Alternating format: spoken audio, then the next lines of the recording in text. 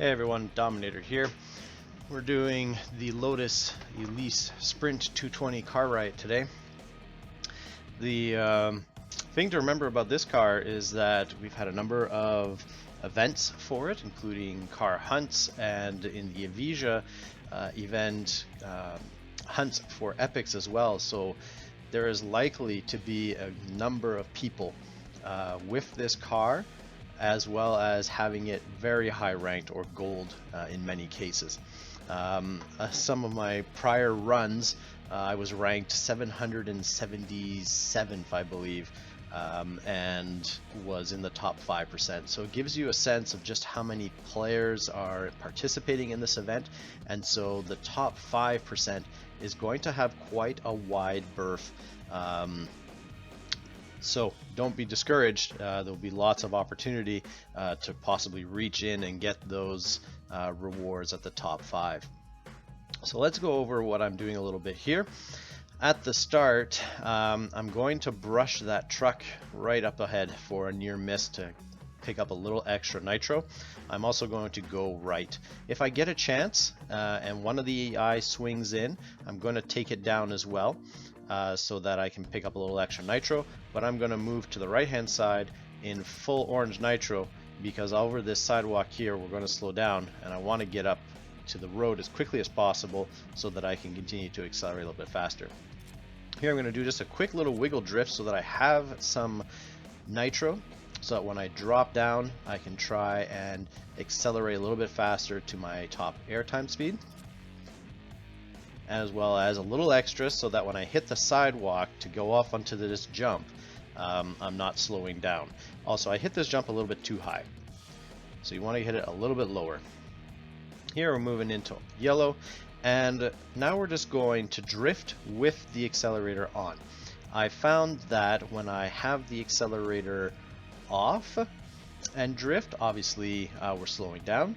The other thing too is when I am not drifting around this corner, I found that the speed of this car drops to about 200 to 10, whereas if we keep the accelerator on while drifting, we're upwards to 220, 230, possibly 240, depending on how quickly you can tap that joystick.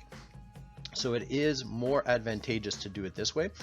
I've also tried wall riding in yellow nitro, and so if you can hit the wall nice and easy and smooth, you can maintain 280 around here. I found that still hasn't been more efficient, because at the end of the day what we're going to do as we come around here is that we're going to want to do a shockwave over this jump. There I drifted a little bit too far. And we're going to maximize our airtime speed here, whereas if we're wall riding, if you had enough nitro, most times you do if you can get that blue bottle at the jump before coming into it, you have enough yellow nitro to go around the entire thing, but then you have no more nitro for this jump, and so it is a little bit slow. So I think that the benefits of wall riding versus the drifting kind of negate themselves this way because of this. Out of the jump, we're going to go once we reach our top speed. So that's the thing about this car, is that its acceleration is excellent, and so is the nitro. So we're going to want to keep an eye on our top speed and make sure that when we reach it, we're turning off the nitro to conserve it for other places. So now we're just into yellow so that we maintain speed. I'm going to drift here without the accelerator on, just so that I can get back up into shockwave for this jump here. Now I'm going to keep it on throughout this section here because we're bouncing around. There are some airtime speed spots that we can maximize on. So with the shockwave on all the way through, we'll be able to use that as to the best of our abilities to go as fast as possible. Through here I'm just using the yellow nitro. Now in most cases we want to avoid the sidewalks, but I found with this car we may only drop a kilometer or 2 per hour, so it's not really brushing off our speed. And I found riding on it too doesn't seem to affect it very much. So we don't need to transition into blue nitro in order to maintain our top speed.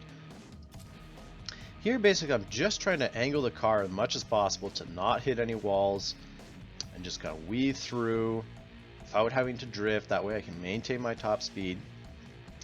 Now with that yellow bottle, here I'm going to do a drift. And the key here is that I want to get back up into Shockwave. And the other key is that through that section there, we didn't hit a wall. So I'm going to obtain a perfect run too. So that's going to help us to maintain our yellow nitro throughout that entire section and have enough so that when we come up here, we can do Shockwave, maximize the airtime. There, see, I had top speed at 363, turned it off, conserve as much as possible, drifting here to get back up, and then using Shockwave again because there's another speed section right here. So now I'm into yellow a little bit, or a yellow nitro through this section, turning it off so that I can conserve enough so that through here I can get back up the Shockwave, get ready for the next jump. So I'm going to do a near miss off this taxi, the parked truck up ahead, and the blue nitro bottle, and now hopefully through this we'll also get the perfect run so that we can have a full nitro bar for Shockwave. And off we go. And I'm going to maintain it through here because we'll pick up more nitro as we do the rotation through there and our top airspeed. Now I'm going to go down here on the right. Normally I prefer going on the left, but with this car we're going to drop down going into the pyramid, and so we're going to go into orange nitro to pick up a little extra airtime speed, and then when we come out and we're going through the air, we're going to have more airtime speed possible, so we're going to go back into orange nitro there too. And we're going to use up the nitro all the way through to the finish line. And that is that. Good enough for 180th at the moment. And that gets us into top 5%. So that's basically what I will be doing, is trying to just improve a little bit more on this time by conserving more nitro where possible,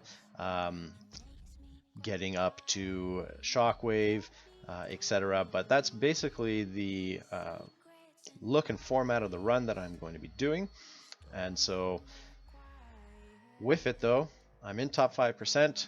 I'm pretty sure this is a very comfortable position with the amount of players again that are going to be involved or participating in this event. I'm pretty sure that this is a pretty safe spot. So good luck to each of you on this Riot event, and I'll see you in the top 5%.